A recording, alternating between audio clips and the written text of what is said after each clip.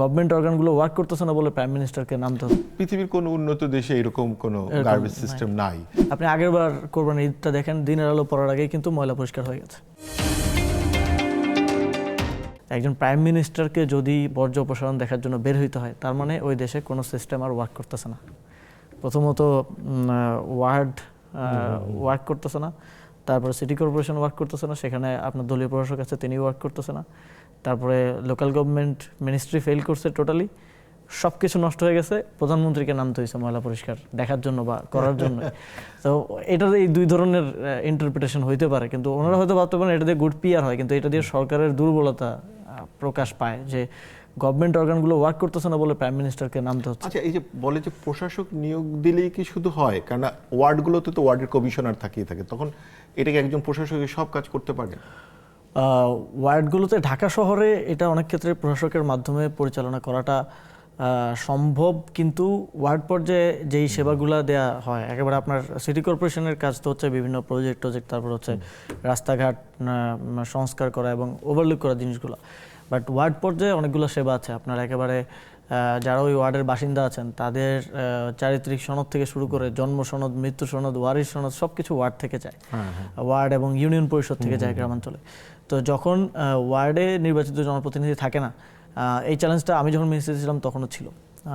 আগে ওয়ার্ডের নির্বাচিত প্রতিনিধি থাকলে তিনি সপ্তাহে 2 দিন 3 দিন বসতেন এবং এইগুলো সাইন করে দিতেন, ফলে একটা কাজগুলো চলতো।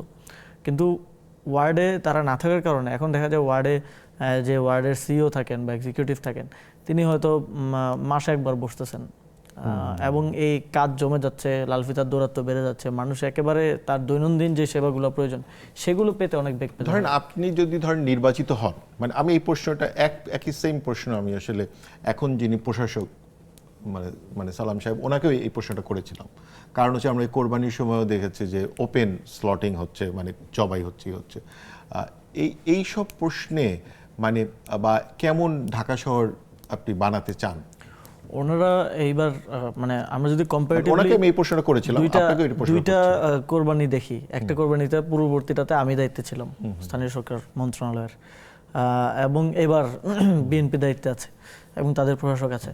আপনি আগের বার কোরবানির ঈদটা দেখেন, দিনের আলো পড়ার আগেই কিন্তু ময়লা পরিষ্কার হয়ে গেছে, কোথাও কোনো আবর্জনা কোরবানির বর্জ্য ছিল না। আমাদের স্লটিং হাউস তো আছে ঢাকাতে, কিন্তু সেইখানে তো কিন্তু এবার সেটা ওনারা করতে পারেননি, ওনারা ফেল করেছেন, প্রধানমন্ত্রীকে বের হতে হয়েছে।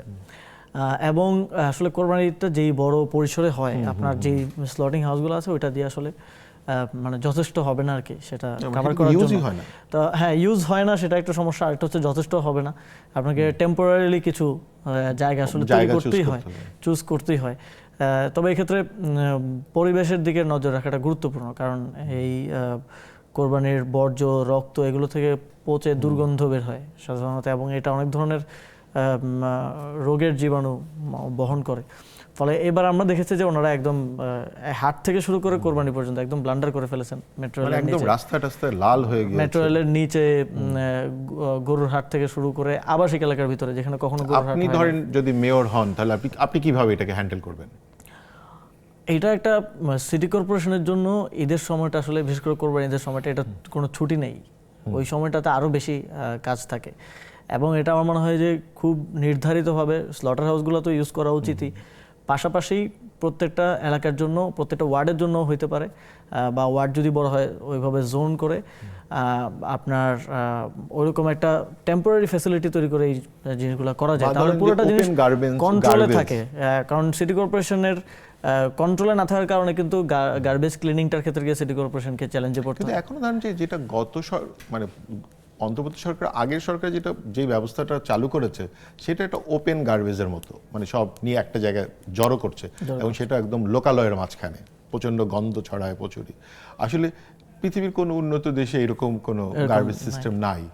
তাহলে এই ক্ষেত্রে এইটাই মেনটেন করবেন, নাকি আপনি আসলে নতুন কোনো পদ্ধতিগত ভাববেন? আমাদের পুরো বর্জ্য ব্যবস্থাপনাটাই, এটা শুধু কোরবানির ঈদকে ঈদ বলে না, সারা বছর